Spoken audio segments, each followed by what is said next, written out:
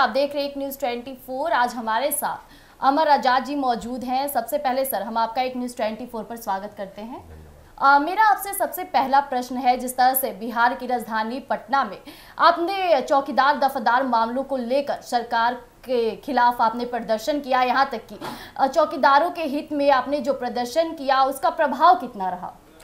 देखिए, उसका प्रभाव तो जो हमारे सोसाइटी में जो चौकीदार दफादार का मामला है जी।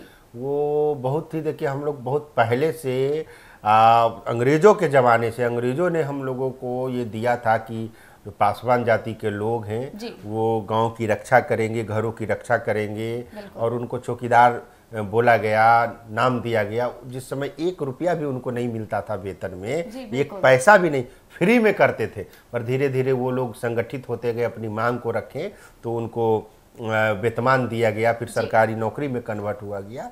तो हम लोगों की ये मांग है कि देखिए, अनुसूचित जाति जनजाति में पासवान जाति बिहार में है, जिसको बिहार सरकार के द्वारा स्पेशली कुछ नहीं दिया गया। जो कॉन्स्टिट्यूशनली हम लोगों को रिजर्वेशन मिला वही मिला।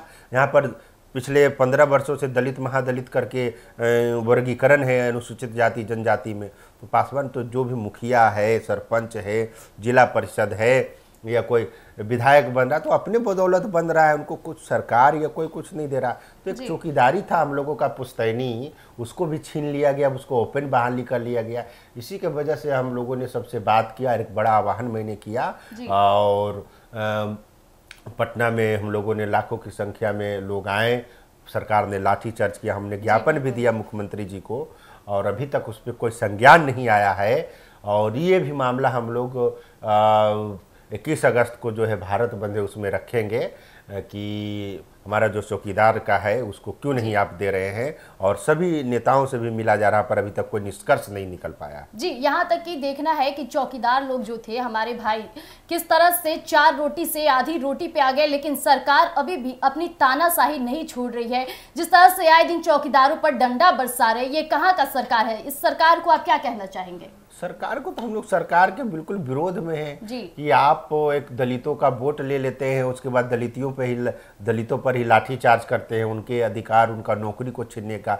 कल देखिए टीचर पर भी लाठी चार्ज, जो छात्र थे 3 का बीपीएससी, उन पर लाठी, सब पे आप लाठी चार्ज कराते हैं, और उसके बाद सरकार में भी रहते हैं। तो हम लोग इनके बिल्कुल खिलाफ हैं, और हम ये सरकार को ये बोलना चाहते हैं कि आप जल्द से जल्द चौकीदार नियमावली में संशोधन करें, और जो हम चाहते हैं कि जो भी पासवान समुदाय के लोग चौकीदारी में थे, या अन्य जाति के लोग, कुछ परसेंट अन्य भी लोग हैं जो है, उनको जैसी पहले की व्यवस्था थी, और उनके आश्रितों को उनके जो स्वैच्छिक सेवानिवृत्त थे उसको दिया जाए, नहीं तो फिर बड़ा आंदोलन हम लोग करेंगे।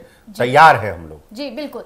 जिस तरह से बिहार में सबसे चर्चे में रहे हैं चिराग पासवान, आए दिन चिराग पासवान भी काफी ज्यादा बोल रहे थे, चौकीदारों की बात कर रहे थे, लेकिन देख लीजिए चौकीदारों को बीजेपी कार्यालय बुलाया गया और सिर्फ उन्हें अंदर में 5 लोगों को जाने की अनुमति दी गई। यहाँ तक कि तेजस्वी यादव से भी मुलाकात की गई, लेकिन अभी भी कोई बड़ा फैसला नहीं लिया गया। यानी कहीं ना कहीं सरकार इस पे चुप्पी साधे बैठ रही है।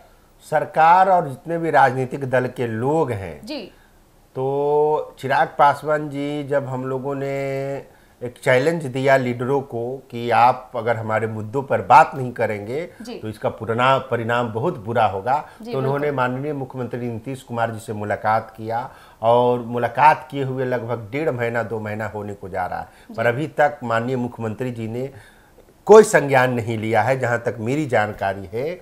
तो एक बार फिर अगर ये सब नहीं मानेंगे, चाहे बीजेपी के लोग हों, चाहे तेजस्वी जी हों, तो सभी लोग जो सर्वदलीय बैठक करके जो बिहार के जो चौकीदार का मुद्दा है उनको क्यों नहीं सॉल्व कर लेते हैं? इसका मतलब आप बेवकूफ़ बनाने का काम कर रहे हैं हमारे लोगों को।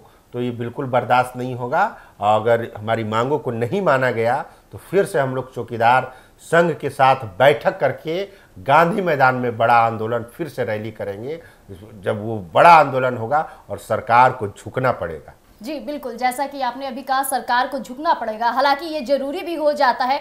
जिस तरह से चौकीदार, जब ये नौकरी चौकीदार की 500 की थी तब वो चौकीदारों की अनुसूची में जाती थी, और जब ये नौकरी 10,000 की हो गई तब उसे अलग कर रहे। ये सरकार का कैसा खेला है जो चौकीदारों और दफादारों के साथ किया जा रहा है। लेकिन जिस तरह से आप चुनौती दे रहे हैं कि बिहार की राजधानी यानी गांधी मैदान में जिस तरह से प्रदर्शन होगा तो सरकार को भी इस पे कदम उठाना पड़ेगा। लेकिन ये जो भी देश में चल रही है चौकीदारों को लेकर, इस पर क्या कहेंगे आप? तो वही तो हम कहीं ना कहीं ये बढ़ावा दे रहे हैं। आज बिहार में हो रही है, अगले अन्य राज्यों में भी झारखंड में भी हो रहा है इस चीज। झारखंड जिसे हम लोगों का जो है मुख्य मांग है, तो बिहार झारखंड में ही पासवान जाति के लोग रहते हैं। वो पहले से चौकीदारी करते हैं, अन्य प्रदेश में भी हैं पर बहुत कम है। पर बिहार झारखंड जो है बिल्कुल, पहले झारखंड बिहार से ही निकला है, तो इसमें ज़्यादा की संख्या में है। तो हम लोग कहाँ यही मांग रहे हैं कि जो पहले जैसा नियम था उसको दे दिया जाए। अब बताइए, अब जो एक दलित में जो चौकीदार थे, दलित होता था, वो थाना में कोई अन्य जाति के लोग हैं वो जाते थे तो उनका सपोर्ट करता था, उनका मार्गदर्शन करता था कि कोई अपना है जो अपनी बातों को रखे। जब ये हट जाएंगे तो वो तो कंप्लेन भी दर्ज नहीं करा पाए। ऐसे भी तो बिहार का कोई थाना में बगैर घूस के FIR दर्ज नहीं होता। चौकीदार सब रहता था तो दलितों को बहुत ही सहूलियत होती थी, उनको बहुत ही फ़ायदा पहुंचता था। वो अपनी बातों को थाना अध्यक्ष, जो इंस्पेक्टर है, दरोगा है, थाने में रख पाते थे। अब नहीं रख पा रहे, इसलिए लोग आक्रोशित है। जी बिल्कुल, जिस तरह से आपने ये भी बात कही, हालांकि प्रशासन कितना कार्य करती है ये किसी से छिपता नहीं है। वो चौकीदारी सन होते हैं जो रात दिन एक करके आप तक खबरों को पहुंचाते हैं, प्रशासन तक पहुंचाती है। लेकिन अब सरकार को इस बात को समझना होगा, जैसे कि आगे आपने बताया कि गांधी मैदान में जो विरोध प्रदर्शन होगा ये तो सरकार इस पे बोलेगी ही, लेकिन आए दिन जो सरकार खेला करिए कहीं ना कहीं इसे राजनीति में जोड़े। जो अन्य राजनेता है वो आए दिन इस पे बयानबाजी कर रहे हैं। कोई कह रहा है कि हम भी इनकी मांग को पूरा करने के लिए नीतीश कुमार के पास जाएंगे। तो ये आपको नहीं लगता कि ये चौकीदारी दफादारी का मामला राजनीति से अब जोड़ा जा रहा है?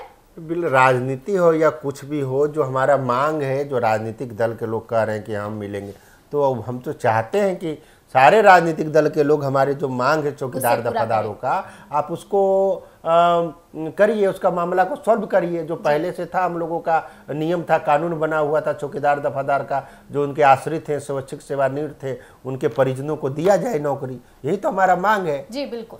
तो जैसा कि अभी आपने अमर आजाद जी को सुना किस तरह से वो कह रहे सरकार से कि हमारी मांगों को पूरा करे। आए दिन जिस तरह से राजनीति हो रही है अब चौकीदार दफादार के मामले पर, कई नेताएं कह रहे हैं कभी नीतीश से मिलाएंगे, कभी तेजस्वी यादव की बयान आ रही है, लेकिन जो मेन मामला है, जो उनकी मांगे हैं, उन्हें पूरी करनी चाहिए। ये सरकार से हमारा आग्रह भी है। तो आज के लिए इतना ही। ऐसे तमाम खबरों के लिए आप बने रहिएगा एक न्यूज़ 24 पर। धन्यवाद।